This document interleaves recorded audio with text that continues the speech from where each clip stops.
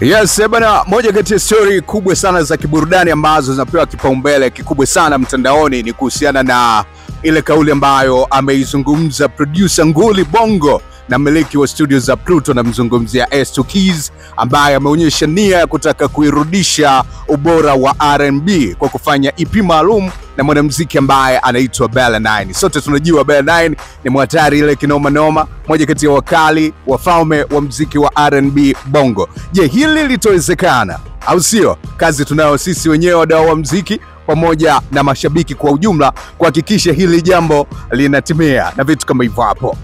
Kibongo bongo inaonekana kwamba si kazi rahisi sana kuliteka soko pasipo kutegemea timu kubwa ya mashabiki ama timu ya washikadau, wakiwemo machawa pia ambao wameonekana kuwa ni watu wazuri sana kufanya promotion ama kuinadi kazi ya mwanamuziki. Sasa tuko na Bella 9 mwenyewe ana ismike na sisi umuhimu wa kuwa na chawa kwa mwanamuziki sasa hivi, na yeye yuko tayari kutengeneza chawa ambao watamsaidia kupush hiyo EP ya R&B ambayo ataifanya na S2 Keys.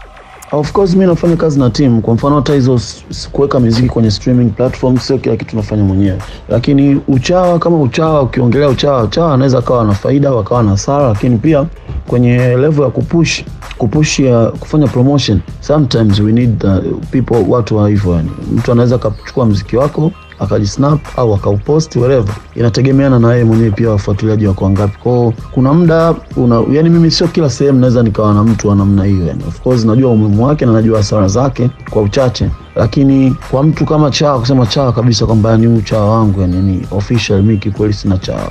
Mimi na watu tu karibu, marafiki, watu ambao tunaongea vitu sense. Yes, so kusema ni kitu ambacho nimekipa nafasi katika level hiyo hapana, lakini katika level ya kibiashara najua umuhimu wa chawa. Bana, mimi naitwa Chris B the Entertainer, si kwao rais wa burudani. Asante kwa kunifuatilia.